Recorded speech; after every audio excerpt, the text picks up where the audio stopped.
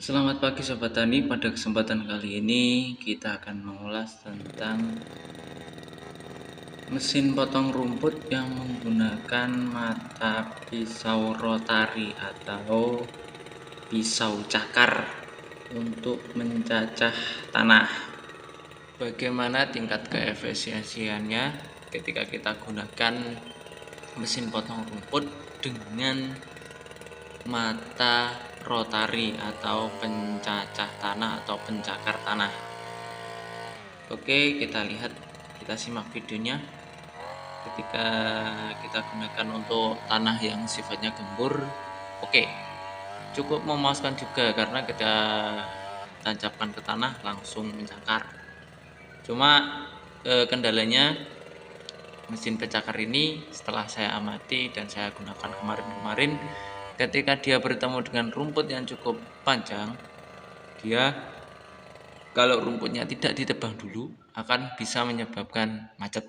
Seperti ini, dia terkena lilitan oleh kain. Karena kalau rumput yang cukup panjang itu ketika dirotari akarnya terputus, dia akan langsung melilit di mata pisau. Ini sudah kita bersihkan, kita tes lagi.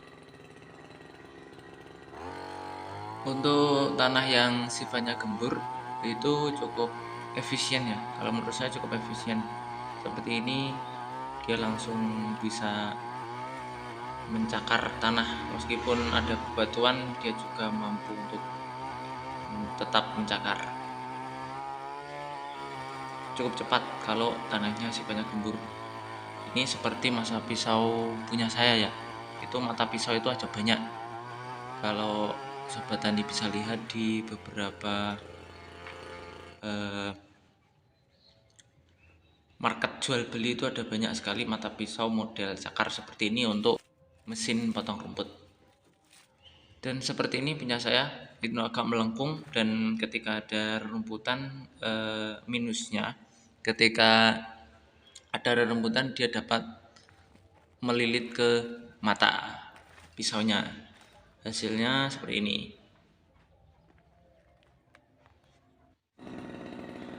Untuk tes kedua kita coba di tanah yang sifatnya agak keras. Nah, ketika kita gunakan di tanah yang sifatnya agak keras itu cukup bagus juga. Cuma ada kelemahannya ketika ada rumput, sudah saya bahas tadi. Ketika di tanah yang cukup keras, dia harus agak ditancapkan atau ditancapkan seperti biasa saja bisa, cuma agak lama. Dan untuk kelemahan yang kedua, dimana ketika berputar dan terkena tanah yang cukup keras, ada loncatan-loncatan di stick, yang mana mengakibatkan tangan kita akan cepat pegal karena adanya getaran dari loncatan stick. Jadi kesimpulan yang dapat saya simpulkan untuk video kali ini, yang pertama ialah ketika Sobat Tani punya ladang yang tidak cukup luas, bisalah menggunakan rotari jenis ini dengan memakai mesin potong rumput.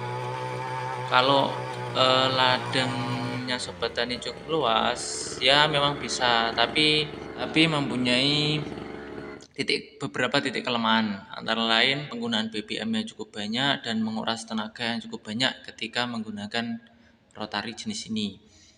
Berbeda dengan rotari jenis yang murni seperti mini rotari miliknya Firman, itu memang teruntukkan untuk rotari murni, pencacah tanah murni, itu akan lebih cepat, dan BBM juga tidak akan terlalu membutuhkan BBM banyak seperti mesin potong rumput ini.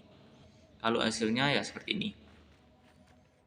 Dan kemudian kalau Sobat Tani menggunakan tanah yang sifatnya gembur, bisalah menggunakan mata pisau yang seperti punya saya ini agak bengkong. Tapi kalau agak keras, rekomendasi saya itu Sobat Tani bisa pakai jenis mata pisau yang seperti dalam foto ini. Sebelumnya ini kemarin sempat selangnya saya ganti karena selang originalnya itu sudah keras karena sudah terlalu lama ya, sudah keras, kemudian bensinnya merembes. Ini saya ganti yang model selang seperti ini. Mata pisau rotari yang saya rekomendasikan seperti ini. Kalau tanahnya cukup keras ya, mata pisaunya tidak terlalu melengkung, yang menyebabkan dia ketika berputar akan langsung menancap ke tanah. Tapi kalau Sobat Tani pakai yang seperti saya, ini rekomendasi untuk tanah yang cukup gembur dan ladang persawahan yang cukup basah. Itu rekomendasi dari saya untuk mata pisaunya. Silahkan Sobat Tani bisa memilih sendirilah mana yang lebih cocok untuk Sobat Tani gunakan.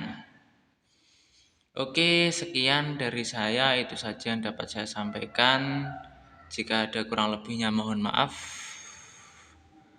Terima kasih sudah menonton.